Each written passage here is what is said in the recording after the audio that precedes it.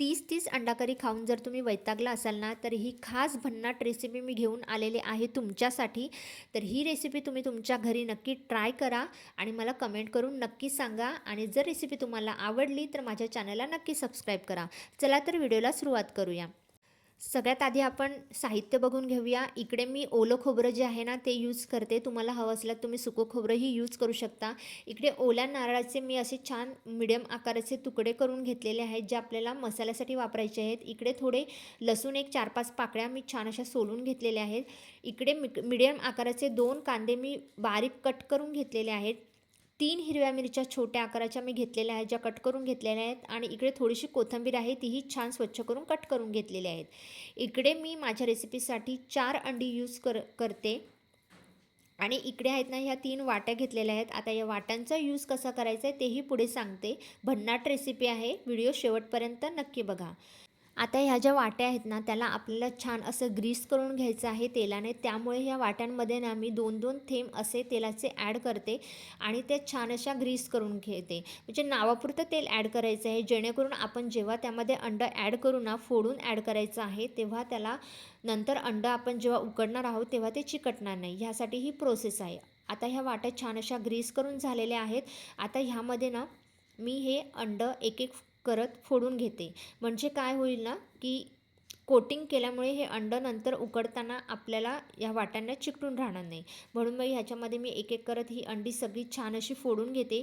ही recipe मी स्वतः एकदा try केली, मला आवडली, म्हणून मग विचार केला की तुम्हा सगळ्यांसोबत ही रेसिपी एकदा नक्की शेअर करूया. आता आपण इकडे वाटणाची तयारी करूयात. त्यासाठी मी इकडे जारमध्ये जे लसणाच्या पाकळ्या घेतल्या होत्या ना 4-5 त्या ॲड केलेल्या आहेत. त्यानंतर ओल्या नारळाचे तुकडे जे मी कट करून घेतले होते ते मी ह्यामध्ये ॲड करते. त्यानंतर कट करून घेतलेली कोथिंबीर मी ह्यामध्ये ॲड केलेली आहे आणि हिरव्या मिरच्या ज्या कट करून घेतल्या होत्या त्याही मी ॲड केलेल्या आहेत. आता ह्यामध्ये ना थोडं थोडं पाणी घालून आपल्याला घट्टसर असं वाटून घ्यायचं आहे. कन्सिस्टन्सी कशी ठेवलेली आहे ते मी तुम्हाला दाखवते. मी थोडीशी अशी घट्ट कन्सिस्टन्सी ठेवलेली आहे. तुम्हाला हवं तर तुम्ही अजून ह्याच्यापेक्षा थोडंसं थिन किंवा पातळ असं करू शकता. एकदम असं सैल होणार नाही याची नेहमी काळजी घ्यावी, कारण नंतर आपल्याला ह्याची ग्रेव्ही करायची आहे. त्याच्यामुळे एकदम असं पातळ वाटण करून घेऊ नका. आता आपण इकडे फोडणीची तयारी करून घेऊयात.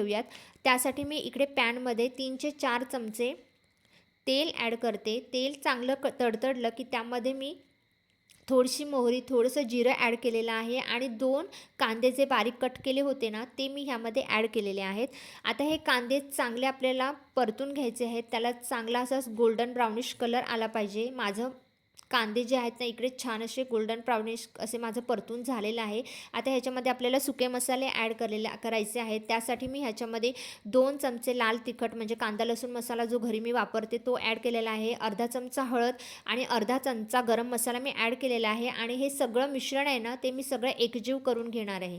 हे सगळं मिश्रण एकजीव करून झाल्यानंतर जे आपण वाटण केलं होतं ना ते वाटणही मी ह्यामध्ये ॲड करते. आणि त्यानंतर वाटणासोबत हे जे सुके मसाल्याचं मिश्रण होतं सगळं एकजीव व्यवस्थित झालं पाहिजे.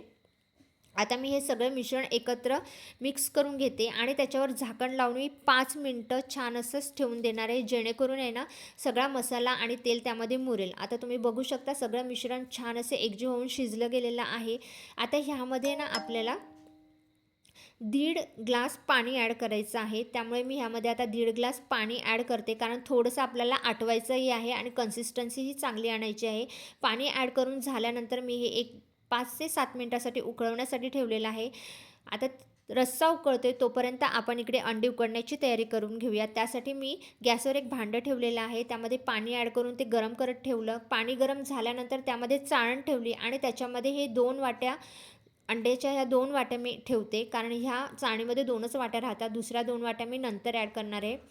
आता त्याच्यामध्ये मी थोडं पाव चमचा मीठ आणि पाव चमचा हे लाल तिखट जे माझ्याकडे कांदा लसूण मसाला आहे तो ॲड केलेला आहे. तुमच्याकडे जो असेल तो तुम्ही ॲड करू शकता. आणि हे आता एक 5 ते 7 मिनटं आपल्याला वाफवण्यासाठी ठेवायचं आहे.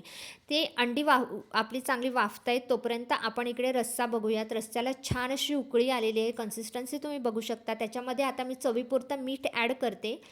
चवीपुरतं मीठ ॲड करून झाल्यानंतर आहे ना थोडंसं उकळी आणण्यासाठी आपण बाजूला ठेवून देऊया. आता इकडे आपली अंडी जी आहेत ना ती छान अशी वाफवून झालेली आहे, तुम्ही बघू शकता. आता मी हे जी वाफवलेल्या ह्या ज्या वाट्या आहेत ना अंड्याच्या, त्या मी एक 5 मिनिटासाठी कोमट होण्यासाठी बाजूला ठेवते.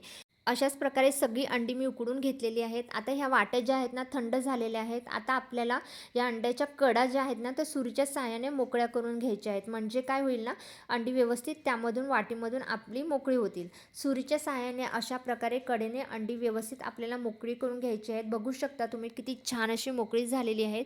आता ती मी ही सगळी अंडी जी काही आहेत ना, एक एक करत मी प्लेटमध्ये काढून घेणार आहे. कडा तेलाच्या ग्रीसमुळे आहे ना, कडा ज्या आहेत ना एकदम इझिली मोकळ्या होतात.